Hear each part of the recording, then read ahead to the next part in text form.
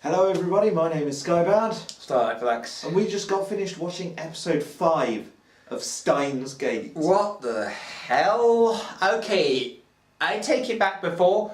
They actually did show humans travelling back into... It's like the humans that tried travelling back in time. And they did not look good. They basically looked like those squished bananas. And in walls and stuff. So basically, So from what we've learned from this, CERN has been working on time travel technology for 40 years, and they have managed to successfully send people backwards and forwards in time. Well, it's not just that, but they're trying to generate a utopia for you, future and past, essentially. Trying to generate a utopia across time, essentially. That's what he said in one of the reports, hence the reason why they were developing time travel. Was it utopia or dystopia? I think it was utopia, but he said dystopia. Because that would be interesting, because CERN is like a kind of multinational kind of government agency, isn't it? So I would think dystopia would probably be the more accurate word. Yeah, it probably would be. Well, yeah, that's the reason why he said dystopia. Maybe this is going to turn into some kind of dystopian horror. Or at least dystopian kind of... Well... Because the thing is, okay, so what if they get discovered for hacking into CERN's databases? What's CERN going to do to them? Yeah. Is it going to be like a kind of Big Brother is watching you kind of situation? Is it the Llama Man? Is the Llama Man a CERN spy? Or is it that the Llama Man was what they did to a particular person they didn't like? Or maybe they could do stuff with time travel to screw with them. Why do I feel like that Llama Man is like crucial to the story in some way? They just keep showing it. It looks absolutely ridiculous. But what if Llama Man is actually some kind of important thing to the story? Or it could be, well, if it is, it's because that CERN somehow managed to turn a human into a llama. But that seems like completely inconsistent with the I know! But this I'm so confused. Yeah, but that could be done as punishment for them finding out about it. I don't know, I'm making this up as I go along, mate. Llama Man's reports, number 10. Jesus Christ, Jelly Man. But yeah, it was interesting because they talked about... So essentially, I guess what they had was they ran experiments and then they found news articles from the past that seemed to tie in... Yeah, they tie in with, like... With their experiments. Yeah, about how they would be able to match up the people that they sent back to the fucking mess that came back in time is another fucking issue entirely. Especially if they're in a different fucking country. So they've done... So if they're on stage 4 of this operation, like from what it sounds like, so they've done like... you know, basic kind of theorising and all that. They must have done some level of animal testing. Yeah. Because they mentioned animal testing before human testing. Well, they've obviously managed to make it so they can generate a big enough black hole that they managed to send an animal back in time safely. But the thing is with the machine that he's got, it's so much smaller and it probably struggles to send a banana back in time. So what's probably happens there... Well, that's the thing. So it's obviously, it's nothing to do with the fact that it's going back. It's probably something less to do with it going back and ending up in the same space, although that would cause some problems. But if they ended up in the wall, but if they went back in time and went back to their original origin point, I don't think it would cause... Well, I mean, that's not what's causing the problem. It's trying to get the human being through a smaller black hole that's causing them to basically end up like that. So it's using some kind of Kerr black hole strategy, I think it was called. Yeah, where basically they're putting them through a black hole that they're generating with a large hadron collider and something called a lifter.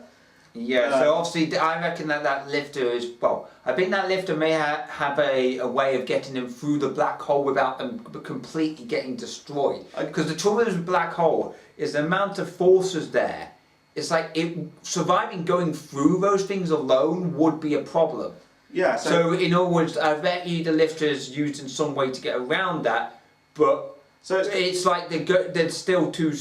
like big for the actual black hole and hence ending up like the mess they are. It's basically kind of trying to force that in there and out the other side, and it's just completely turning it to goo in the process. I can't turn my my glasses cloth to glue, but you know, goo even. But It's interesting because clearly they're doing some level of human experimentation, Yeah. and clearly Ocarine or Hyun, whichever name you prefer, Yeah. they've managed to kind of localize the technology in a way, Yeah. because they've managed to localize it into a microwave, and luckily all they've done is just essentially tests on inanimate objects. Yeah, but the question is how... But they have had some success in time travelling, haven't they? Well, only because of him.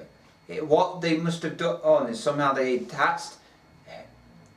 The only way he managed to do it was by him plugging in that flipping phone in... Well, his hacker man guy... Hacker man. Yeah, basically plugged his phone into there. While... Actually sending a slipping message. So while Hyun was sending a text, at the same time he was running an operation test on the microwave. Name temporary. Yes. And that triggered whatever it was that made him. That's the thing. I don't know if he's gone backwards or forwards in time, or if he's just hopped onto like a different dimension. I think he's hopped to a different world line, because that would explain how he managed to... Because everyone just disappeared, and Yeah. the conference was called off. I think he jumped to another world line. Yeah. Because it's almost like he was in the future, like he was after the convention, but the convention never ran because he was on a different timeline. I think that's probably what's happened. So the convention, as far as he's concerned, the convention happened. Then he discovered Kurisu's dead body. Mm. Then he was sending a text while Daru was doing the operation test on the phone. Yeah, but the weird thing is, did that happen in his universe or their universe? Well, it must have happened in the same... Yeah, it must have happened in the same universe. So, in other words, by him doing it in the same universe... Because they were very clearly in different universes, because Daru didn't remember... Because Daru insisted that the conference was cancelled, and it had been cancelled. And Hyun clearly remembered being at it, and he insisted he'd been to it. So it's gone in the past, but it's also kind of gone to a different dimension, I guess. I don't know. I don't think he went to the past. I think he was still in the future, but he just hopped a different line. And because when he got back, it was like they were talking about how he wasn't being run, like how it hadn't been run, and he said it had done. It's like it makes more sense as well, because if they would jump to a different timeline, because there's this guy who came back in time from the future, who's just recently appeared, but he remembers it. He remembers it being at happening like several years earlier. Yeah. So that would line up with this guy basically turning up and leaving this IBM machine at this shrine, 10 years earlier, but he jumped to a different world line. He hasn't done it entirely correctly. Also, I wonder what the thing is with Kurisu. Because... Which one was that? Kuristina. Christy, yeah. Because he also had the girl who was calling herself a part-time warrior. Yeah, that she was acting rather weird at some point. She had something in her hand and seemed fiddling around with it. It just makes me wonder what the hell that is. But more importantly, she doesn't trust Kurisu at all. Like she was saying, like, she's just be careful around her, essentially. Like she must be from the future. Oh, I wouldn't be surprised. Or a different world line, maybe. Well, she's from either a different world line or the future, which would probably... Because she clearly thinks that... Well, no, she kind of... The way she acted was definitely like, oh my god, this is somebody... She acted like she saw somebody who was a ghost, essentially. Or somebody she was surprised to see. So. But, at the same time, she also acknowledged that Kurisu probably didn't know what she'd done. So basically, that kind of implies that she knows the future to some extent. She doesn't know, yeah, and she said... And that Kurisu is going to be, I guess, maybe a bad person? I can't imagine it, but... Well, I don't know, but what I think, it seems like to me that... And part-time warrior of what? what has she been doing? It's so confusing. And that what she's been doing, I think, it seems like to me she knows something about the future, and she said the line that like, oh, she doesn't know yet, or something like that, or made a reference. What if she is from the what if she's from a timeline where CERN successfully built a time machine and made that kind of dystopian future, and she went back in time to try and stop that? Maybe she's part of some kind of rebellion. Maybe she's like someone else as well. Oh yeah, that would actually make sense. Because if they're in the future, that means maybe they've got actual... What if that thing that hit the roof of the conference building was a time travel machine, not a satellite? Oh my god, that would actually... And that was... And she was in that... Yeah. From the future. I think we're onto something. Yeah, I think that may be a time machine that came through. Okay. I'm not sure if it's related to her or not, but I bet you it's a time machine. It would make sense. Because there's definitely people around at that point who've been travelled back in time. Yeah, that's interesting.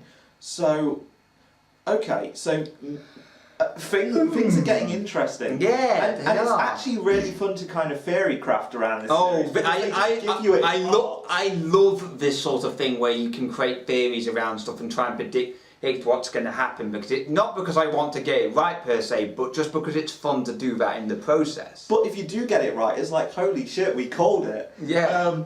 But the thing is, the way it's telling its story as well, it's doing it in a way where at the moment there could be many different explanations. God, yeah, that's what makes it so interesting. And it's not like it's it's not like the story itself is. Did you mention there was a reaction below? Yeah, I'm sure people have seen it. But so yeah, you'll see how we've been like. It's just how we've been going along and doing this as we've been reacting to this. I really like how they're giving us the story in bits and pieces. They're doing it in a disjointed way, but it's disjointed in a really clever way. Yeah, where it shows you enough information to work stuff out, but not enough that you can completely get. Yeah, essentially it gives you enough to make you think, okay, what's happening? But then is going to follow, I guess, as it advances. It's actually going to show you what the true story is. But I think we're actually possibly quite close to what's going on. At least one portion, because this may well be a very small segment. This is probably going to be a very small segment because we're nowhere near episode 10 yet, which is where it is apparently supposed to go down. So I don't know, but it's still super interesting, and I really want to start. I really want to sort of keep watching this so I can see what goes on. Same here, because even though we don't fully know what's happening, it's still very interesting. So yeah, it's definitely very interesting. We're definitely going to keep watching it, and we're definitely not going to be giving a score until later on, probably until the damn thing's finished. To be fair, but yeah, stay tuned for episode 6 whenever that comes out. Yeah. All that remains for me to say is. My name's Skybound. Starlight Flax. And we'll see you for the next episode of Steins Gate. Goodbye.